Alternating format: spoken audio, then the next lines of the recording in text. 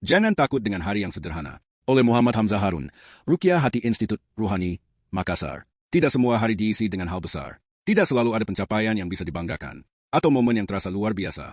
Dan itu tidak berarti hari tersebut tidak berharga. Di Ruhani, kami belajar bahwa hari-hari sederhana justru sering menjadi tempat tumbuhnya ketenangan. Saat tidak banyak yang terjadi, hati punya ruang untuk bernapas, untuk kembali sadar, untuk kembali mengingat Allah, dan untuk menata diri tanpa tekanan. Kita sering meremehkan hari yang biasa. Padahal disitulah kita belajar konsisten, belajar sabar, dan belajar menjaga niat. Kalau hari ini terasa sederhana, jangan merasa kurang. Jalani saja dengan penuh kesadaran. Lakukan kebaikan kecil, jaga hati tetap tenang.